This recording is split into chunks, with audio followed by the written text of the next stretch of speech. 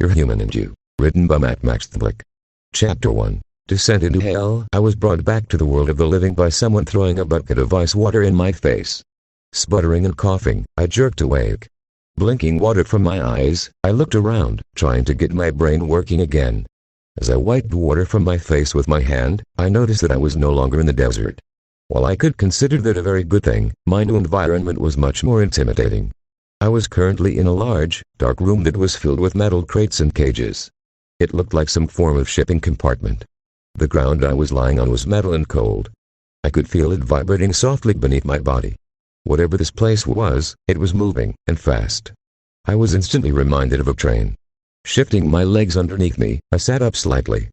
Upon doing so, I became aware of the fact that I was completely and utterly naked. My uniform was gone, and I was now wearing only my birthday suit. Automatically reaching down, I covered myself with my hands, a blush spreading across my face. Great, I go from frying outside in the desert to being butt naked in a dark, enclosed space. At least I was out of the harsh sun, even if I had no clue how I got there. I blinked as a thought entered my head, causing me to frown slightly. Am I dead? Did I die and go to some weird afterlife? Looking around at my surroundings again, my frown deepened. If that's the case, then the church has some major explaining to do, because this wasn't the white fluffy happiness they promised. It seems to be slightly disoriented. You would be too, if some pony woke you like that. The sound of voices behind me snapped me out of my daze, and I quickly turned towards the noise. Looking around for whoever spoke, my eyes fell, not on another human being, but upon two small horses right behind me. I noticed that one had an empty bucket by its hooves. I found it extremely odd, but pushed the feeling aside. As I looked at them, I felt my frown return. They looked almost like horses, but there was something off about them. To begin with, they weren't very big. At first I thought that they could be foals, but they were actually full-grown when I took a closer look. They stood about 4 feet tall, from the ground to their heads, and both of their coats were a dark, steely gray color, their manes a midnight black. They also had an image tattooed onto their flanks. One there had a picture of a red rose with thorns, and the other a shiny pearl. Their faces were also off. Their cold, icy blue eyes were seemingly too big for their heads. The entire structure of their face was more akin to that of a human than a horse, but they still looked equine in appearance.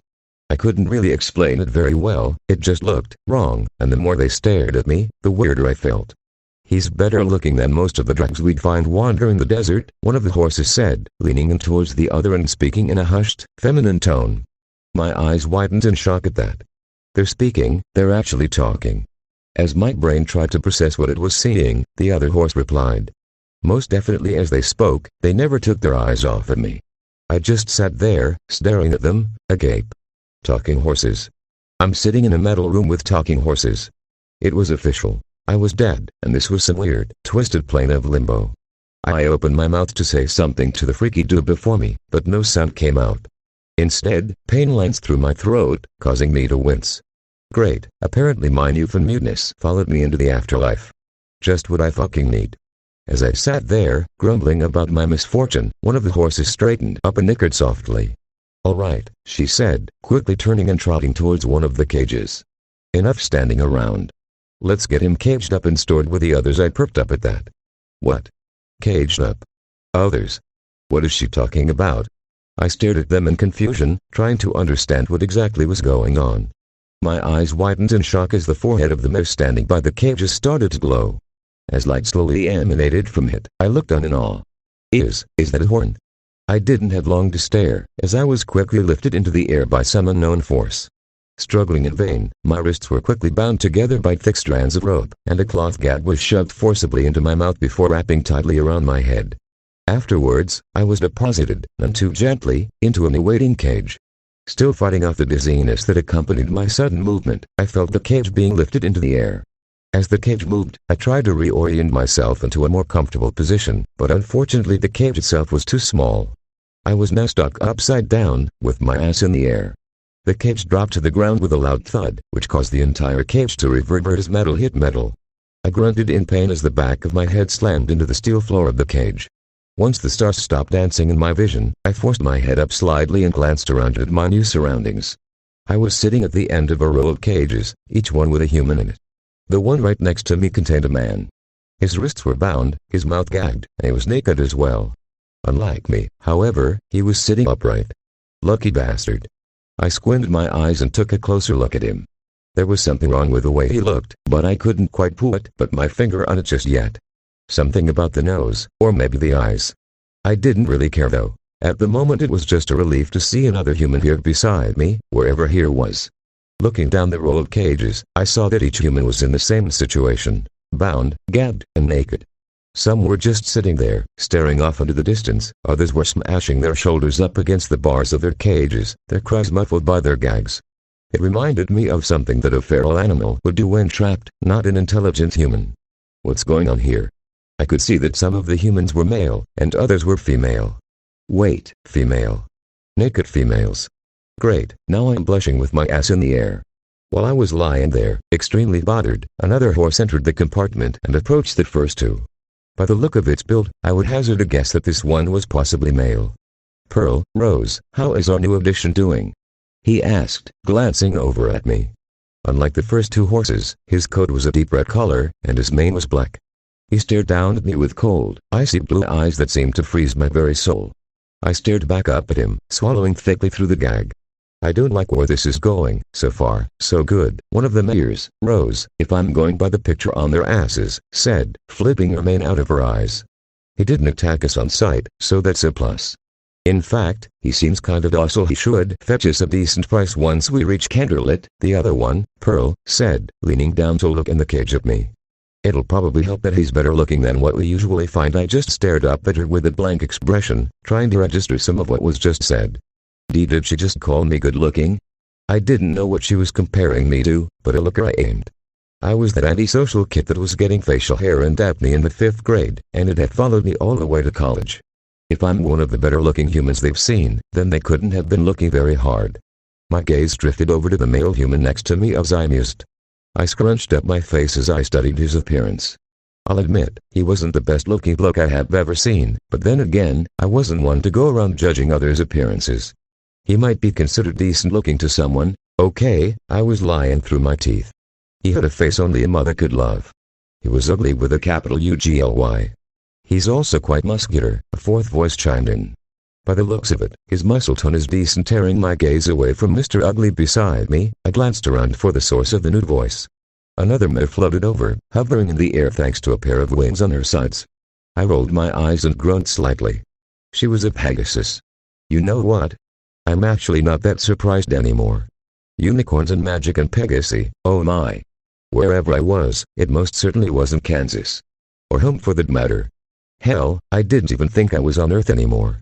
As the mare approached, I craned my neck to get a good look at her. Her coat and wings were blue, almost borderline darkish in color, and her mane was yellow. At the Pegasus's words, a round of snickers broke out among the other horses. She huffed and rolled her eyes at her companions with an annoyed expression. What? I like the look of his muscle structure, she said, ruffling her feathers. Yeah, the red unicorn stallion snorted. His laughter hadn't quite met his eyes. I bet you have your eye on one particular muscle of that. The other two burst into laughter as the Pegasus mare glared at them, blushing heavily. Her wings were starting to stiffen slightly. I, however, with all my intellect, didn't understand what they meant. One particular muscle? What are they talking about? Oh God. My face went bright red and I groaned inwardly as I realized what they were talking about. Anyways, the Pegasus said, flapping our wings to loosen them while she continued to glare at her companions, I came to inform you that the conductor said we'll be arriving at our first stop shortly. Alright, let's start getting ready then. The stallion said, a wicked smile spreading across his muzzle. I felt an icy chill run up my spine, causing me to shiver. I have a really bad feeling about this. It was around 20 minutes before the train came to a stop and things began to happen. At least, I think it was 20 minutes. It's kinda hard to tell when you're locked in a cage with your ass in the air. During the time, several more unicorns had entered the compartment, bringing a crate of materials with them. Placing the crate on the ground, they began walking down the row of cages, taking some humans out of their cages, while leaving others alone. Mine was one of the cages they ignored, passing by without even glancing in at me. I wasn't sure if it was a potentially good thing, or a bad thing. Grouping the selected humans in the center of the compartment, the unicorns waited until they had all the humans they needed before beginning to herd them out of the room. Any unruly human met the end of a long stick that looked horrifyingly like a cattle prod. When the last of the humans were escorted out of the compartment, the group of unicorns approached the cage next to mine, which contained Mr. Ugly Face. Ripping his cage open, they pulled him out with their magic and into the middle of the room. He struggled the entire way, but it was pretty much pointless. I could see no way for him to stop whatever was going to happen to him. I cast a glance at the red unicorn stallion, and I felt fear well up inside of me. I swallowed, my throat suddenly very dry. I didn't know what was about to happen, but the look in his icy eyes told me that it wouldn't be good. "All right," he said, glancing over the other unicorns. "This last one is a special order for one." Miss Stardust Rose walked up out of the darkness, a clipboard held aloft in her magic. "It says here that she wants him marked," she said, consulting the papers on the clipboard with an uninterested air. The way she said marked made me shiver slightly. I could feel my heart rate increase, and I tried desperately to calm myself. I watched as they lowered the poor soul to the floor. Thankfully, due to my position, coupled with the lip of the cage, I was unable to see what was going on. However, nothing prevented me from hearing it. One of the unicorns, a green mare, lifted the lid off of the crate they had brought in. Reaching down, she pulled out a short, iron pole. There was another piece of metal attached to one end of it, shaped like some sort of hollow star. It looked almost like a branding iron. My eyes widened as I realized what they were about to do. Oh no, oh no, oh hell no. I began to struggle weakly against my bindings. Pearl shot me an amused look. The green unicorn's horn glowed brighter and the end of the brand began to glow white hot. Approaching the prone man just out of my field of vision, she held the branding iron high in her magic. My eyes snapped closed as she lowered the brand quickly, but I could not block out the resulting noise. A horrible hissing noise filled the air, followed by the smell of burning flesh. A muffled cry of pain echoed around the compartment as the poor soul tried to scream through his gag. There was another hiss, followed by another scream. I cringed as I realized that they had branded him twice. Slowly, with great trepidation, I opened my eyes. The other humans around me were silent, huddled in the corners of their cages, shivering in fear. I could hear the now branded human whimpering quietly, his body still lying just out of my field of vision. This isn't happening, I thought. There is no way this can be real. It has to be a dream, a nightmare, anything but reality. There is no way that this can get any worse. It also says here that she wants him to be neutered, Rose said, eyes drifting to the bottom of the clipboard, a small smile touching her lips. My last statement was not a challenge, universe. It was not a challenge. The unicorn mare returned the branding iron to the box, before pulling out what appeared to be a small pair of garden shears. As they glinted in the low lighting, I stared in horror. There is no way in hell those should ever be used for neutering anything. I immediately shut my eyes again, not wanting to bear witness to the horrors that were about to take place. I was struggling hard not to vomit with a gag in my mouth. The sounds of hooves echoed around the compartment, followed by an eerie silence. The tension in the air was so thick, you could cut it. Okay, maybe that was a bad choice of words given the current situation. The silence continued for several more seconds, accompanied by the soft sound of something moving. A small whimper echoed around the room as they moved him into a better position. The sound of metal scraping on metal could be heard as the unicorn opened the shears. I screwed up my face, trying hard to block out the sound, but to no avail. A brief pause followed, then a sudden swish and I didn't see it happen. I never wanted to see it happen. But the sounds that echoed around the metal prison as those unicorns forever took away what made that wretched soul a man, followed by that bone-chilling scream, will forever haunt my darkest nightmares. It was in that moment that I knew that I had definitely died. Only I wasn't in paradise, nor was I in limbo. I had died and gone to hell. After they had hauled the poor soul away and finished cleaning up after the procedure, the rest of the unicorns hosed the remainder of us humans down with freezing water. I hardly noticed the temperature, however, as I was still in shock over what had happened. Just the other day I was at work, trying to make enough money to go to college. Now I find myself in this hellish land. What could I have possibly done to deserve this fate? I mean, I didn't live by the Bible, but that doesn't mean I was a jackass either. I was kind, generous, and polite, only if they deserved it. I treated others with respect and loved my parents deeply. My parents. That was another thing. If I was truly dead, I felt bad that my parents would have to deal with a funeral. No parent should ever have to bury their own child. But on the other hand, what if I hadn't died and was just missing in this strange new land? How long would they search for me before they gave up hope? Was I stuck here? Could I ever get back home? Home. That was another thing in an endless list of things. This was clearly not Earth, as it was made abundantly clear by the talking horses, magic, and from what behavior I've seen so far, stupid humans. But if this wasn't Earth, then where was here? All these thoughts buzzed through my head as tears slowly rolled down my face. The train lurched into motion and continued on its way. For the next several days, the same thing would happen over and over again. The train would stop at some unknown location, then the unicorns would return and choose a handful of humans before escorting them away. It was always the same group of unicorns too.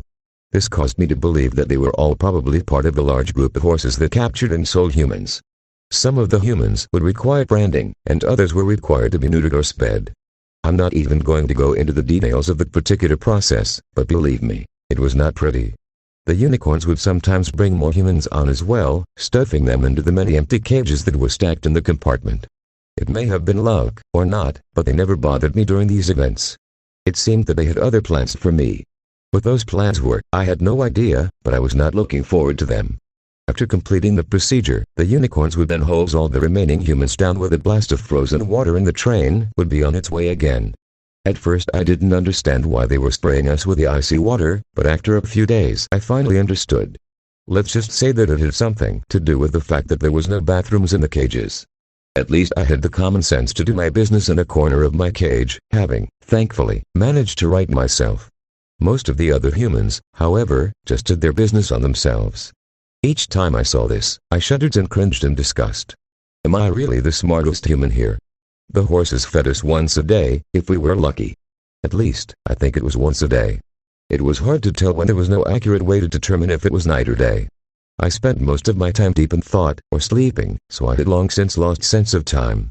The meal consisted of half of a piece of slightly moldy bread, as well as a few mouthfuls of water. The lack of nutrition hit me hard. For the first couple of days my stomach swelled up due to the lack of food, and by the 6th day I was losing weight quickly. It was after the 8th day that I began to feel extremely weak. I started having small fits of dizziness, and I would sometimes black out for short periods. I needed something to eat. My stomach was constantly growling at me, threatening to start consuming itself. It wasn't all bad, however. At least my burns from the desert were slowly starting to heal. The horses left us alone for the most part, outside of the feedings, and loading and unloading the humans. Even so, I only saw the first 4 horses I had met whenever we were moving. The others would only appear when it was time to unload the next batch of humans. The 2 female unicorns, both of whom I had learned through eavesdropping, were twin sisters, and the red unicorn stallion tended to just make sure that we were fed and cleaned. Other than that, they pretty much left us to our own devices. There were 1 or 2 odd instances when one of the sisters would pull a human male out of his cage and carry him off somewhere for several hours, before returning him to his cage. The human always looked exhausted afterwards, and I tried hard not to think about what was happening when they were gone. Luckily, they never showed real interest in me, or if they did, they hid it well. The Bupedasis mare, on the other hand, seemed to take a special interest in me.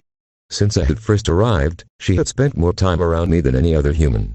In between feedings and the exits she would just rest upon the top of my cage. As she sat there, she would chat with me. The entire conversation was one-sided, but she didn't seem to care. As she talked, she would use the same tone of voice and mannerisms as humans back home would use with the cow or horse. Not only was this slightly calming, it also pretty much confirmed that the humans on this world were no more than animals to these horses. I also didn't mind the conversation so much, as it gave me a chance to study her up close. Her coat was a lovely shaded blue, almost a mix of cyan and sky blue.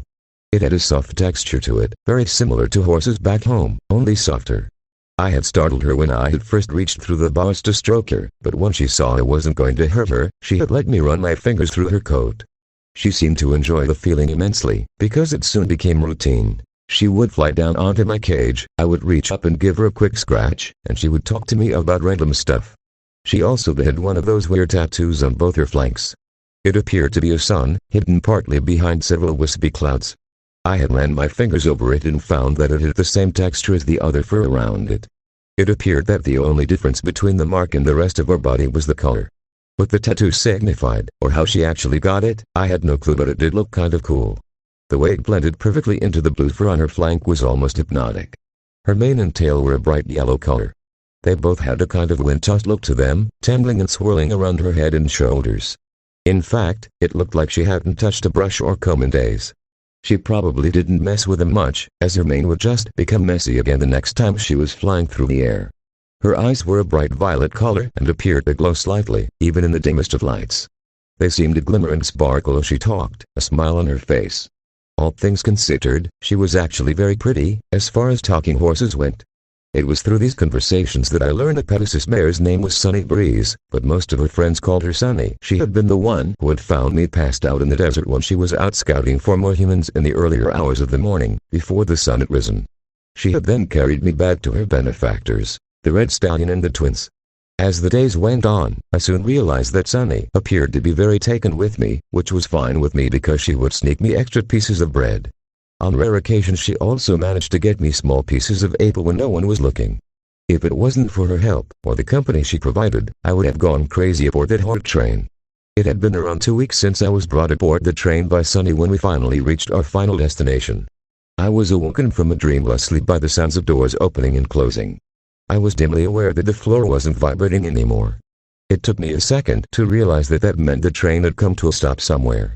I sat up and wiped the sleep from my eyes with my bound hands. As I did so, the sound of multiple hooves drew nearer. Curious, I turned my head, searching for the source. I watched as 20 or so unicorns entered the compartment. They were a mixture of the usual gang, with a few new faces mixed in. They began to open the cages, one by one, and herded the humans out. They were taking everyone. Most of the humans struggled against their bindings, but were quickly silenced by a prod from a taser stick. There was a small handful of humans, however, that went willingly. When the unicorns finally reached my cage, I was ready for them. They opened the door and I hurried out and joined the rest of the humans. I might not like how we were being treated, but I was not about to get shocked by the horses. I figured that if I behaved well, they shouldn't have a reason to hurt me, right? As we waited for the other humans to join the herd, I stretched, groaning as my limbs cracked and popped. It felt good to be able to stand and walk again after spending 2 weeks stuck in that small cage. My hands were still bound, but at least my gag had been removed. Sunny had determined that I did not need it, and was convinced that I wasn't going to bite anyone. I was not about to prove her wrong. Speaking of the mare, I thought, looking around the compartment quickly. I spied her hovering near the ceiling, eyes scanning the crowd of humans as she kept a close eye on them. Her eyes fell upon me, and a small smile touched her face before her gaze moved on. Eventually the unicorns finally gathered all the humans into the center of the compartment. They hosed us all down one last time. I shivered as the freezing water washed over me. Shaking the water off of me, I spat out some of the liquid that had gotten into my mouth. Once the unicorns were satisfied with how we looked, they hit us with a blast of warm air from their horns, drying us instantly.